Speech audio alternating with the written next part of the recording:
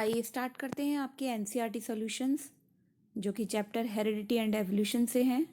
Second term का syllabus है आपका। ये एवोल्यूशन वाला पार्ट जो है वो डिलीट है, उसके आपको आंसर्स यहाँ पे नहीं मिलेंगे। मैंने पूरी कोशिश की है कि आपको बेस्ट आंसर दूँ।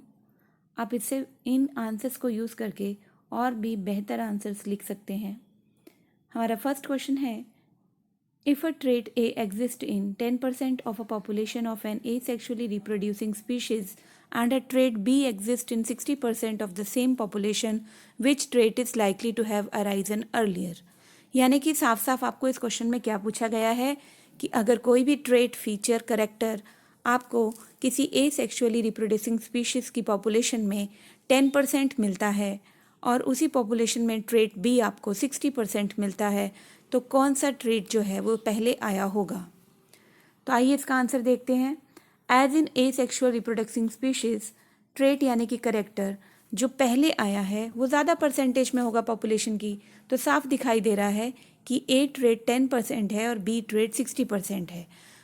अब यहाँ आप देख सकते हो कि जो बी ट्रेट है ऑब्वियस है वो अर्लियर पॉपुलेशन से आया है, पहले अराइज हुई होगी, इसीलिए उसका परसेंटेज 60% तक पहुंच गया। यही कारण है कि जो आपका ट्रेट बी है is likely to arise earlier. Trait A is a newly expressed trait in the asexually reproduction species. Okay बेटा, सेकेंड क्वेश्चन है आपका, how does the creation of variations in a species promote survival?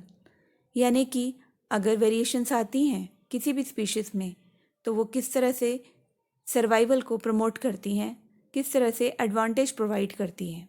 तो सबसे पहले हम यहाँ लिखेंगे creation of variation is done by the changes in the environment. Okay, variations in a species provides two advantages. Number 1 is stability to the population of species. Number 2 is strength to fight in adverse conditions. For example अगर हम बात करें, nature of variations पे depend करता है हमारा survival individuals का। Bacteria that can withstand heat will survive better in a heat wave, और cockroaches who manage to survive against DDT spray become DDT resistant. तो इस तरह से हम कह सकते हैं कि वेरिएशंस इंश्योर करती हैं सर्वाइवल को, अलाउ करती हैं मेंबर्स ऑफ पॉपुलेशन को to adapt in the changing environment and conditions.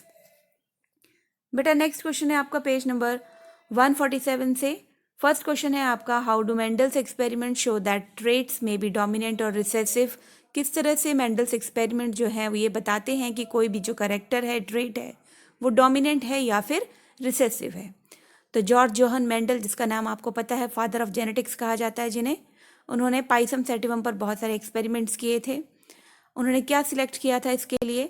Homozygous tall यानी कैपिटल टी, होमोजाइगस ड्वार्फ यानी स्मॉल टी के traits. He cross the tall P plant with the dwarf P plant. यहाँ पे dwarf का मतलब short है, तो आपको जो फर्स्ट जनरेशन मिलेगी यहाँ पे 100% टॉल मिलेगी इन हेटेरोजाइगस कंडीशन। तो इससे क्या पता चलता है? It was concluded that the gene causing tallness is dominant while the gene causing dwarfness is recessive. Therefore, the trait expressing itself in the hybrid is dominant one. इस experiment से ये prove होता है कि मेंडल्स का first law of inheritance, कि heterozygous condition में हमें सिर्फ डोमिनेंट जीन्स ही अपने आप को एक्सप्रेस करेंगे, ये देखने को मिलेगा, और रिसेसिव जीन तभी अपने आप को एक्सप्रेस कर पाएंगी जब वो होमोजाइगस कंडीशन में प्रेजेंट होंगी।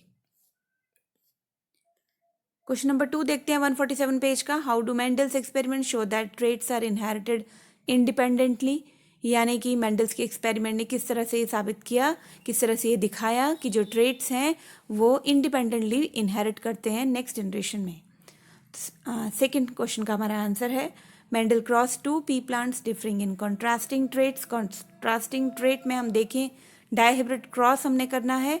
उसने एक पी प्लांट लिया जिसका कलर जो था वो येलो कलर्ड और राउंड सीड्स थे, with another P plant having green coloured and wrinkled seed. अब यहाँ पे कॉन्ट्रास्टिंग ट्रेट्स हैं, आइए देखते हैं क्या होता है। जो F1 जनरेशन आएगी हमारे पास, that is all round and yellow seeds, और F2 generations has all the characters inherited independently, round yellow, round green, wrinkled yellow, wrinkled green. तो इस तरह से हम कह सकते हैं कि ट्रेट्स आर इनहेरिटेड इंडिपेंडेंटली। तो इस तरह से मैंने ये क्रॉस दिखाया आपको। ये क्रॉस कलर्ड फॉर्म में है, आपको कोई प्रॉब्लम नहीं होगी 9:3:3:1 का रेशियो बनाने में। Okay, this is our dihybrid cross. Next is question number 3। A man with blood group A marries a woman with blood group O and their daughter has blood group O. Is this information enough to tell you which of the traits blood group A or O is dominant? Why or why not? यानी कि यहाँ पर blood group ए वाले man की शादी हो रही है ब्लड ग्रुप ओ वाली वुमेन से। डॉटर का क्या ब्लड ग्रुप दिया है? ओ। हमें ये पूछा गया है कि क्या ये इंफॉर्मेशन पूरी है? ब्लड ग्रुप ए और ओ is dominant, Y or why not? तो बेटा आइए इसका आंसर करें। The man having blood group A possess two possibilities of antigen present in the blood, IA और IAIO। सिमिलरली जो वुमेन है जिसका ब्लड ग्रुप ओ है उसके पास कोई एंटीजन प्रेजेंट नहीं है ब्लड में। ओके, तो सिंपली हम देखेंगे the possible antigens present in the blood of their child is, तो 1A अगर ए डोमिनेंट है तो यहाँ देखिए पॉसिबिलिटीज़ बनती हैं IA I0 को जब हम क्रॉस करेंगे I0 से, तो देखिए ज़रा हमारे पास जो ब्लड ग्रुप आएगा that is IA I0 and I0 but as the blood group of daughter is O, तो therefore the man is heterozygous with the blood antigen IAIO. The above mentioned information is not sufficient to tell if A or O is dominant during blood grouping. यानी कि हमें proper information नहीं मिल रही है जिससे हम ये बता सकें कि A और O ही डोमिनेंट होंगे। डोमिनेंट कोई भी हो सकता है during blood grouping. Next is question number 4। How is the sex of the child determine in human beings? तो ये क्रॉस आपकी बुक में भी बना हुआ है। मेल के पास XY गैमेट्स होते हैं, फीमेल के पास XX। जब जाइगोट की फॉर्मेशन होती है तो हमारे पास 50% गर्ल चाइल्ड और 50% मेल चाइल्ड आते हैं। इसका मतलब in human being sex is determined by the XXXY chromosomes. Female contains only XX chromosomes and male contains XY chromosomes. So if the male gamete Y fuses with the female X chromosome, then it will be the male child. So the sex of the child determined by Y chromosome which is present in males. अगर आपसे कोई पूछता है who is responsible for the gender of the child, then obviously the right answer is father is responsible for the gender of the child because the sex determining chromosome is Y which is present in father only. Okay, next is your exercises questions. Question number 1. A Mendelian experiment consisted of breeding tall pea plants bearing violet flowers with short pea plants bearing white flowers. The progeny all bore violet flowers but almost half of them were short. This suggests that the genetic makeup of the tall parent can be depicted as, first case में हमारे पास totally यहाँ पर आ रहे हैं tall and violet flowers, जबकि हमारे पास short भी आए हैं। बी पार्ट में देखिए टोटली हमारे पास आए हैं लॉन्ग एंड शॉर्ट, लेकिन हमने यह बात की कि हमारे पास बी पार्ट में हमारे पास टोटली आए हैं tall and white flowers. Okay, तो हमारे पास वॉयलेट डोमिनेंट है यहाँ पर, तो बी ऑप्शन भी नहीं होगा। सी पार्ट में देखिए हमारे पास टॉल भी है शॉर्ट भी है और जो वॉयलेट है दैट इज डोमिनेंट, और यही इंफॉर्मेशन हमको क्वेश्चन में दे रखी है, तो C part is the correct one.